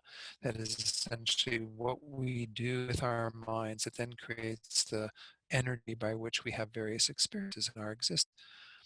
But as as his whole, there must be some reason for all of that happening, rather than being lucky or unlucky, as we call it in our culture. Because of a reason, a certain time became lucky or unlucky. But usually we do not go beyond lucky or unlucky. The reason, according to the Buddhist explanation, is our past karma, our actions. So as I know, there are many people who have a difficult time working with the concept of karma, and Pema Chodron in her book Start Where You Are, and I kind of paraphrase this, I found the original quote that I often paraphrase. She addresses this. She says, people get into a heavy duty sin and guilt when they hear about karma, feeling that if things are going wrong, it means they did something bad and they are being punished. That's not the idea at all. The idea of karma is that you continually get the teachings that you need to open your heart. And of course, if we don't accept that we are the creators of those teachings, then we don't take responsibility for the lesson that needs to be learned at that time. So continuing on, she says, to the degree that you understand in the past how to stop protecting your soft spot, what Chogyam Trungpa used to call this sort of soft spot, in our vulnerability, our compassion, our love, our kindness, all of that, that we need to often armor. He says, how to stop armoring your heart. If we didn't understand in the past, you're now given this gift of teachings in the form of your life to give you everything you need to open further. So when I talk about this idea of being an understanding of karma in relation to this topic of working with fear, it's the idea that if we look at what's going on in the world as a product of our own karma, and of course Rinpoche emphasizes this frequently. I even have here in front of me the transcript of when he taught back in 2016 at the Light of the Path. I've mentioned this to people before. At that time, Donald Trump was running for president and wasn't yet elected. And someone asked the question, Rinpoche, I'd like to know what you think about Donald Trump. And Rinpoche said, I think the American people, if they have much merit, then they will have a good leader. If they don't have much merit, then they will have a leader who can bring out infection, bring out many diseases. It is like that. Of course, he went on to talk about many other things, which I don't need to maybe address at this point. But it's kind of interesting going back to that, today, and kind of looking at it and saying, okay, well then, if this is our karma, collectively as a nation, or the individuals certainly that are experiencing the effects of COVID-19 in their lives, well, there's something that we did in creating that. Now, why is that important to have that? As I was saying earlier, if we accept ownership that we've created this that we're experiencing, then we recognize that we're the ones that need to learn from that. That because we created it, we have to understand the causes that created it. We have to be able to go to that place of saying, yes, this is indicative of the disease that's in my own mind that has caused me to manifest in ways that harm other beings, in ways that neglect their welfare, in ways that will eventually ripen into harm being caused to me and to the world that I live in, and so on.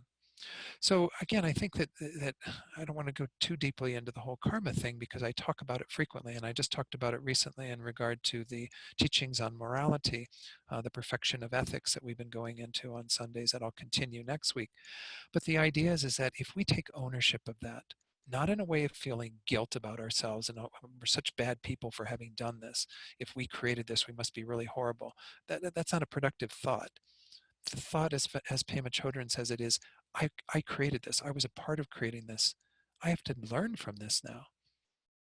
And then if we look at climate change or any of the other things going on in this world that are affecting people, of course, we're all the creators of that in a kind of scientific way, understanding that we've contributed to creating the problems that we have with our environment. But we also have to understand it karmically, that we need to have more care for the beings in this world and for embracing life on this planet in a way that is much more compassionate and kind and caring than the way that we've gone about it. Once more identifying that our selfish tendencies, our selfish attachment, our grasping to that self and putting it first and wanting to meet all the needs of that are leading to problems that are manifesting in our world. So the lesson is always, putting the mirror up of, oh, I'm experiencing this. This is what's going on in my life. What can I learn from that? Rather than showing the mirror at everybody else. Look at the problems you've all created. Now fix them. You know, we've all created this through the force of our own minds. And of course, I mentioned renunciation in there too, because renunciation is a mind that we want to develop on the path that understands that this is more evidence of the nature of existence, that things are imperfect, that we are dealing with a world that isn't certain, that is dissatisfactory, that is not capable of really being something that we can take refuge in, that we can find to be a lasting support for our well-being and happiness. It's not out there, folks. It's in here. It's inside in our own minds that we will be able to find the peace that we actually seek. The renunciation means turning away from all of that the attachment to all of the pleasurable things and so on, and recognizing that the source of liberation is within you through your own practice of the Dharma. So it's also an important mind to bring into in regard to these teachings about, how we utilize what we are experiencing as a means to advance our understanding of these two topics, karma and renunciation.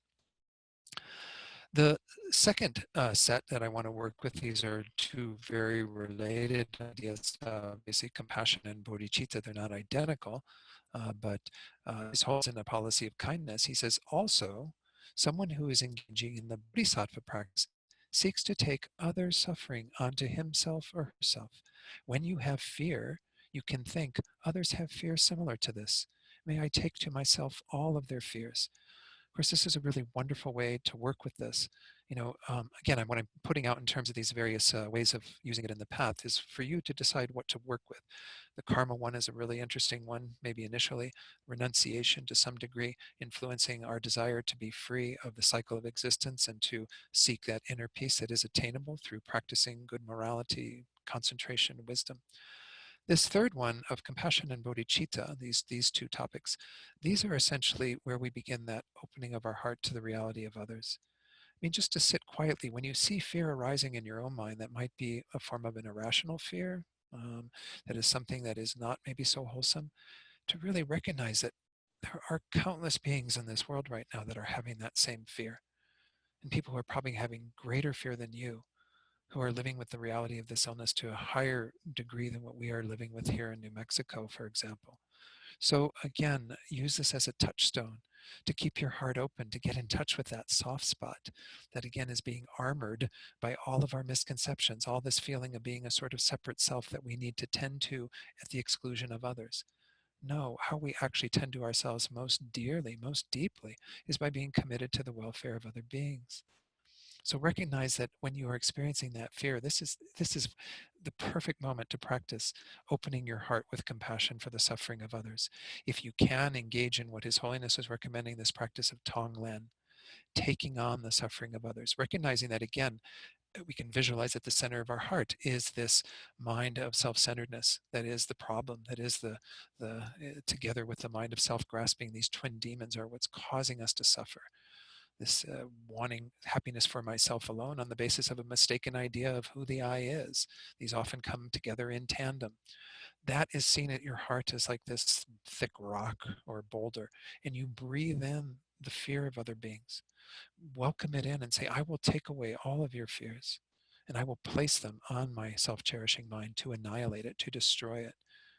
And then giving all of what we have, all of our merits, all of our positive things, our resources and so on, transforms into beautiful white light that we give out on the exhalation.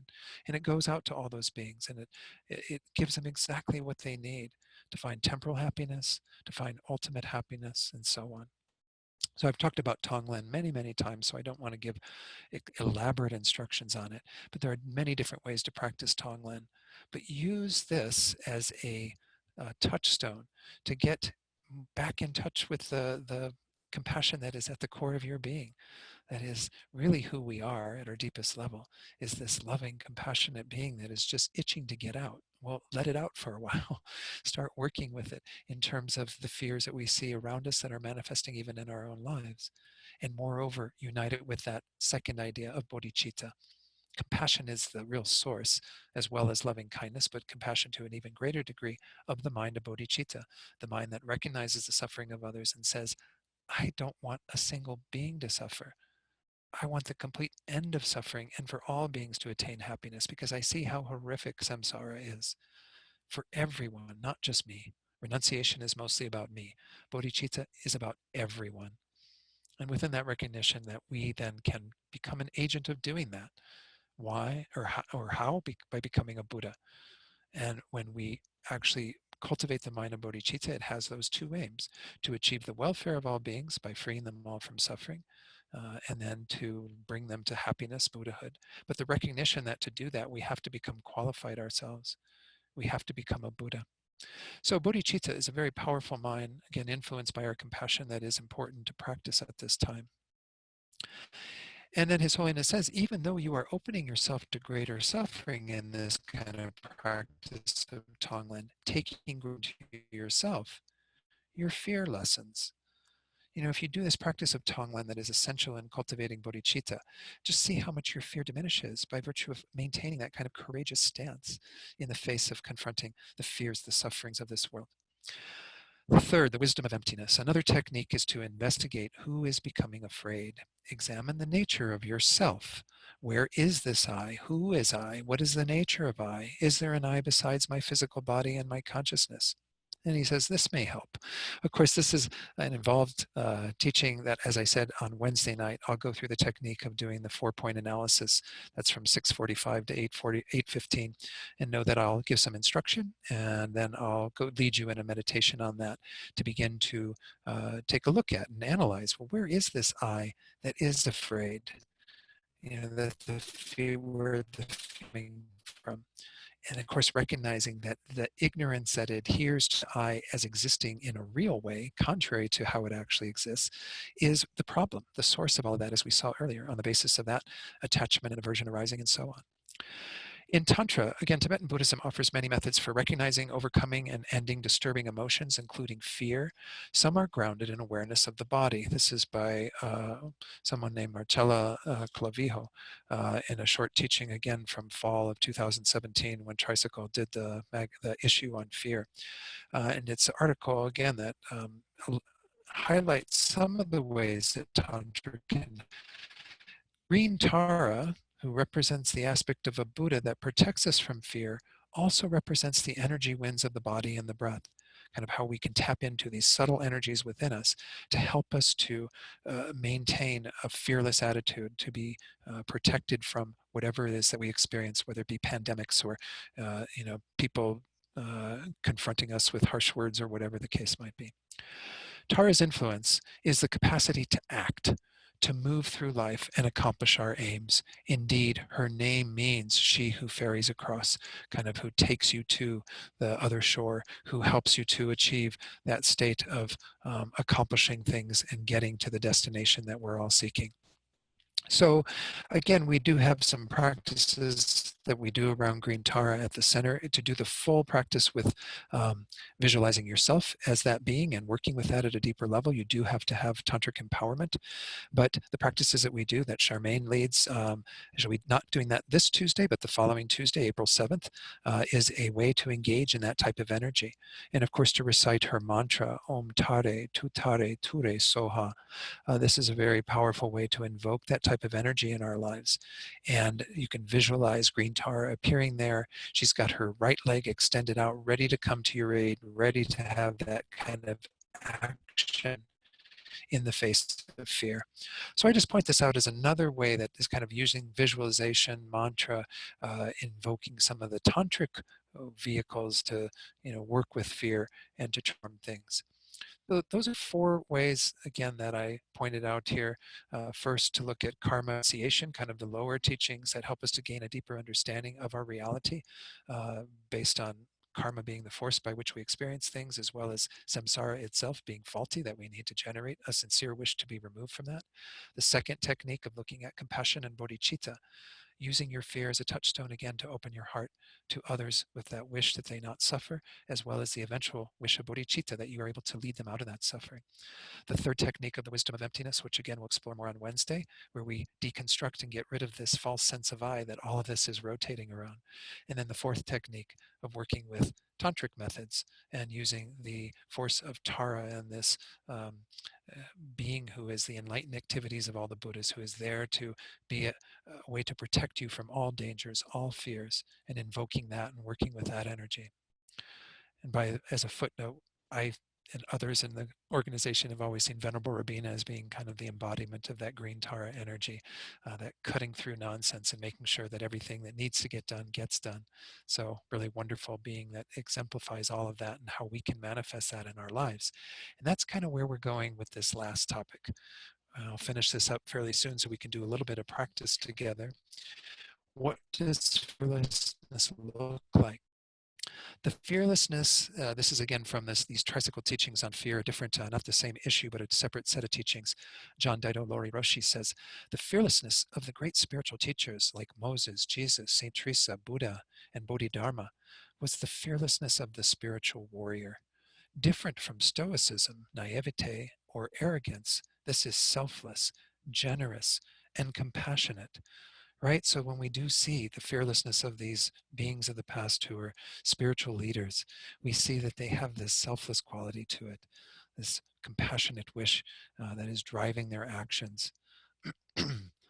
Fearlessness is not a matter of ignoring fear, he says, but of really acknowledging it and being empowered by it. We're confident that we can deal with whatever presents itself to us, regardless of the outcome.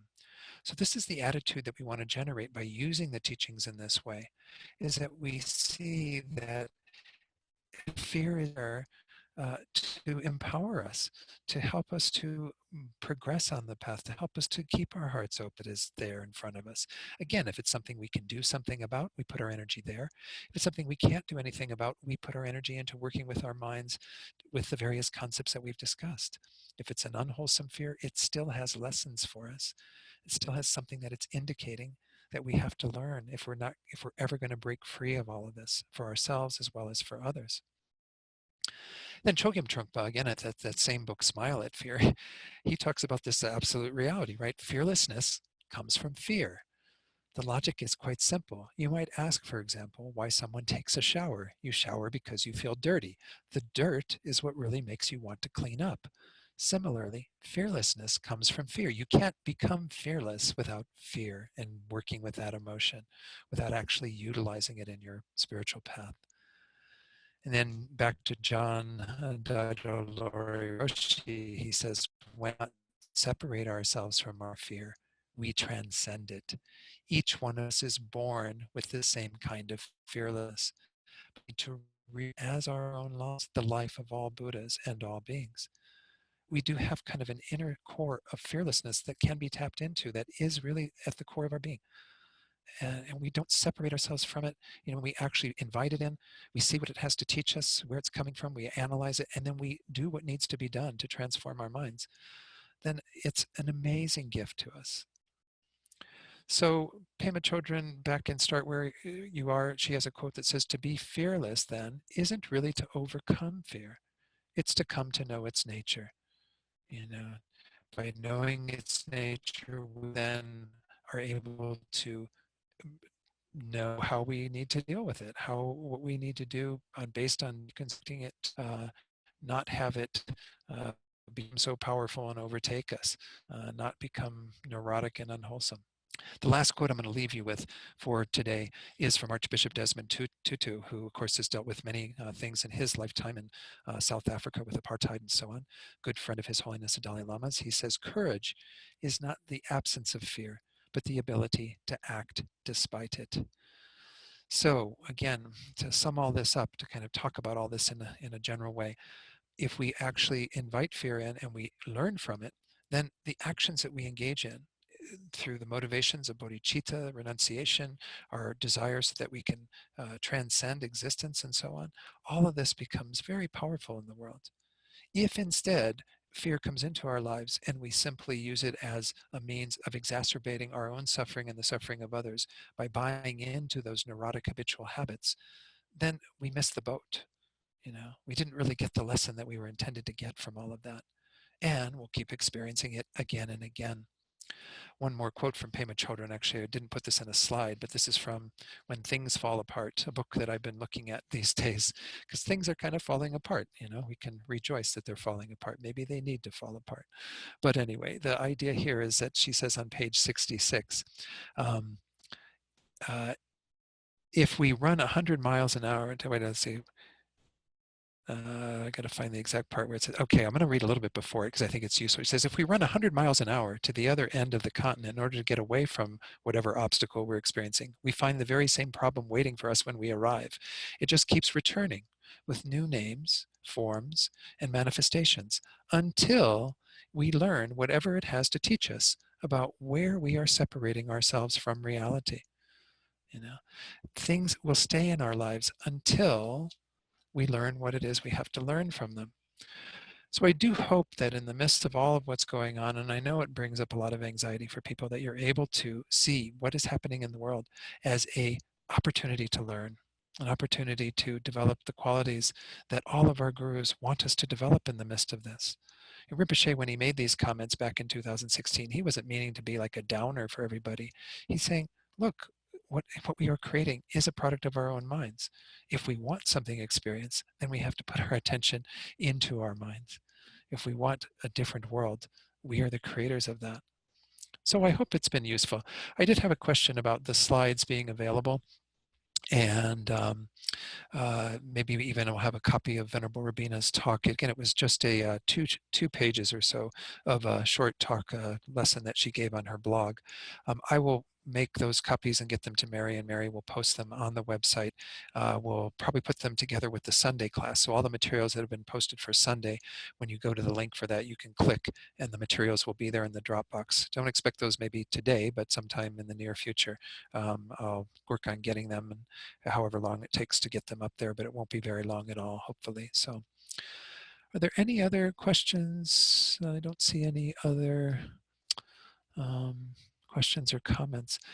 I do want to do a little bit of practice, and I hope you indulge me into doing this. Those of you who do feel like you do have something that you need to go to, of course, it's, you know, we're mostly at home these days, so there's not a lot that we have to go out to. But if you do have a commitment to go grocery shopping or do something with a friend or what have you, then by all means, you know, feel free to go ahead and go. But I would really like you, if you could stay, to do a little bit of practice. We're going to use again the practice that Rinpoche has recommended, that is a part of manifesting that love and compassion that we talked about earlier in class today, right? It's the armor practice. So again, on your screen is the mantra, and is this uh, depiction of armor, Vajrapani, appearing in this form that has helped to help us to alleviate epidemics, like what's going on in the world and so on, all the various sufferings that can arise in these very extreme ways.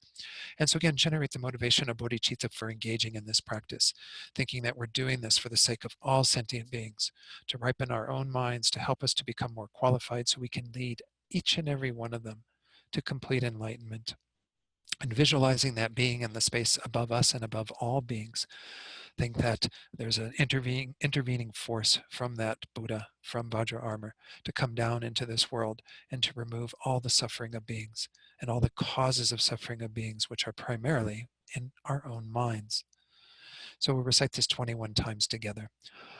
Om Benza Pe, Om Pe Mashavari Pe, Nanparshig Naganan Tayata Savavirita Hana Hana Benzana Raksha Raksha Soha. Maybe I'll do it 3 times slower, I'm sorry, and then we'll do it a bit faster afterwards. I just ripped right into it. Again, that word Vajra in the first line is usually pronounced Benza by Rinpoche, and then Benzana in the second to last line. Om Benza Pe, Om Pe Mashavari Pe, Nenparshig Naganan Tayata Sarva Virita Hana Hana Benzana Raksha Raksha Soha. Om Benza Pe, Om Pe Mashavari Pe, Nenparshig Naganan Tayata Sarva Virita Hana Hana Benzana Raksha Raksha Soha. Om Benza Pe, Om Pe Mashavari Pe, Nanparshig Naganan Tayata Savirita Hana Hana Benzana Raksha Raksha Swaha. Hong Benza Pe Om Pe Mashavari Pe Nenparshig Naganan Tayata Sava Virita Hana Hana Benzana Raksha Raksha Swaha. Hong Benza Pe Om Pe Mashavari Pe Nenparshig Naganan Tayata Sava Virita Hana Hana Benzana Raksha Raksha Swaha. Hong Benza Pe Om Mashavari Pe Nenparshig Naganan Tayata Sabavirita Hana Hana Benzana Raksha Raksha Soha. Hong Benza Pe Om Pe Mashavari Pe Nenparshig Naganan Tayata Sabavirita Hana Hana Benzana Raksha Raksha Soha. Hong Benza Pe Om Pe Mashavari Pe Nenparshig Naganan Tayata Sava Virita Hana Hana Benzana Raksha Raksha Soha. Hong Benza Pe Om Pe Mashavari Pe Nenparshig Naganan Tayata Sava Virita Hana Hana Benzana Raksha Raksha Soha. Hong Benza Pe Om Pe Mashavari Pe Nenparshig Naganan Tayata Sava Virita Hana Hana Benzana Raksha Raksha Soha. Hong Benza Pe Om Pe Mashavari Pe Nenparshig Naganan Tayata Sava Virita Hana Hana Benzana Raksha Raksha Soha. Hong Benza Pe Om Pe Mashavari Pe Nenparshig Nagana Tayata Sava Virita Hana Hana Benzana Raksha Soha. Om Benza Pe Om Pe Mashavari Pe Nenparshig Naganan Tayata Sava Virita Hana Hana Benzana Raksha Raksha Soha. Om Benza Pe Om Pe Mashavari Pe Nenparshig Naganan Tayata Sava Virita Hana Hana Benzana Raksha Raksha Soha. Om Benza Pe Om Pe Mashavari Pe Nenparshig Naganan Tayata Sava Virita Hana Hana Benzana Raksha Raksha Soha. Om Benza Pe Om Pe Mashavari Pe Nenparshig Naganan Tayata Sarva Virita Hana Hana Benzana Raksha Raksha Soha. Om Benza Pe Om Pe Mashavari Pe Nenparshig Naganan Tayata Sava Virita Hana Hana Benzana Raksha Raksha Soha. Om Benza Pe Om Pe Mashavari Pe Nenparshig Naganan Tayata Sava Virita Hana Hana Benzana Raksha Raksha Soha. Hong Benza Pe Om Pe Mashavari Pe Nenparshig Naganan Tayata Sarvavirita Hana Hana Benzana Raksha Raksha Soha.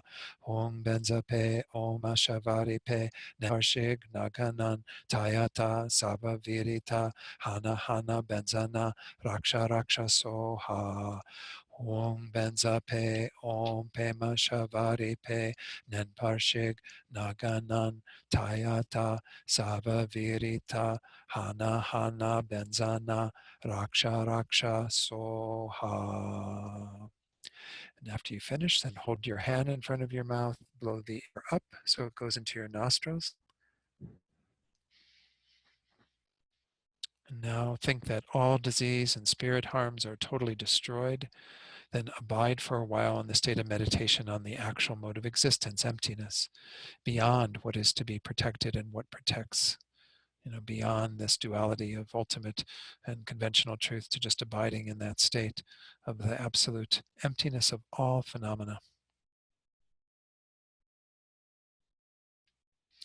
Then let's dedicate using these verses that are part of the practice. Due to all the roots of virtue accumulated in the three times by myself, all sentient beings, and all the Buddhas, through any sentient being merely seeing, remembering, or touching me, may I fulfill all the hopes of all transmigrating beings perfectly and completely, just like a wish-fulfilling jewel or a wish-fulfilling tree. May all the negative karmas and obscurations accumulated since beginningless births be instantly and completely purified. May the mind of enlightenment that cherishes others more than oneself be generated in one's mental kingdom. Having easily generated the great seal of clear light in their minds, may they quickly achieve the state of highest, pleasing the holy virtuous master with the activities of listening that bring to completion the realization of the Muni's intent. May I spread the teachings of the victorious one in the 10 directions. Okay, so again, I hope that today's class was useful for you. I really enjoyed the opportunity to be able to go back to these teachings and work with in the context of what's going on in our world right now, trying to find the way that we can apply them. And hopefully what I've given you are some tools to work with. Again, I will make sure these get posted, the slides that we went through today. The video itself will be posted at some point in the future, but know that again, that may take a little while based on what's all happening, and ability to get that up there. So it will definitely get out there at some point. So I haven't yet put them into the computer, but I promise by next week I will put in all the prayers that we've been doing at the center on Sundays, which are all the verses from Master Shantideva, which are so wonderful to do. But nonetheless, we'll go ahead and do the dedication verses that I do have to share with you that Chris made available to us, that she had put into the computer. Um, so let's start with dedication prayers that we generally do on Wednesday night that we've been doing on Sundays here when we've been online.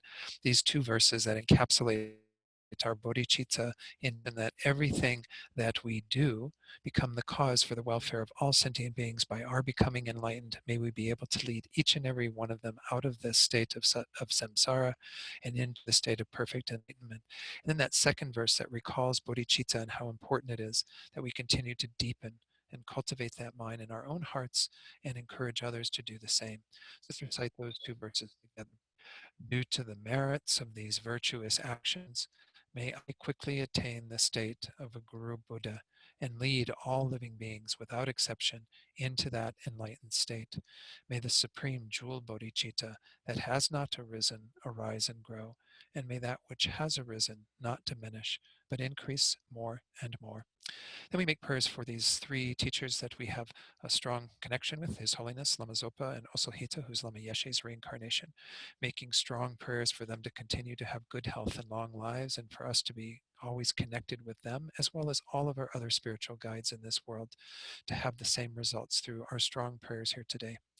The wish-granting, wish-fulfilling jewel, source of every single benefit and happiness in this world, to the incomparably kind Tenzin Gyatso, I beseech, may all your holy wishes be spontaneously fulfilled. You who uphold the subduer's moral way, who serve as the bountiful bearer of all, sustaining, preserving, and spreading Manjunath's victorious doctrine, who masterfully accomplish magnificent prayers honoring the three jewels, Savior of myself and others, your disciples, please, please live long. Venerable One, to you whose kindness exceeds that of all the conquerors for those wanderers in far off places, especially the West, mindful of your loving concern for us and intentionally descending again into a family of a far distant land, we make this request. O Lama, please, please live long. Then finally, let's dedicate for all the beings that we're holding in our hearts right now, in general, those who are experiencing the sufferings from this virus, who have died, who are dying, all of the first responders, nurses, doctors, caregivers who are helping with this epidemic to relieve the suffering of others, to help them to be cured or recover from this illness and so on. So many beings in this world that we want to benefit from what we've done here today, to be able to have the effects in a positive way to remove their suffering, to alleviate the sufferings of the world in this profound way. Then also we can think about individuals we might know who are experiencing obstacles, illness, who are dying or who have died, and bring them to mind as well. And think about all these beings receiving the healing, powerful effects of our meritorious actions that we've done here today together. This goes out in all directions and alleviates the sufferings of all these beings, and it brings them the causes that will lead to perfect happiness. And in this way, think that all beings are free from suffering and achieve happiness by virtue of what we've done here today. Again, please stay healthy, stay safe, do what you need to do to take care of yourself and your loved ones, but also to have that motivation of bodhicitta that is about taking care of the whole world, because we know the whole world needs it right now. So again, please have those sorts of thoughts over the next week or so, or whenever it is that I next connect with you. And I hope to see you all again in person at some point very soon. But I really enjoy seeing you all online, and I'm so grateful for the opportunity to do this. So blessings to you.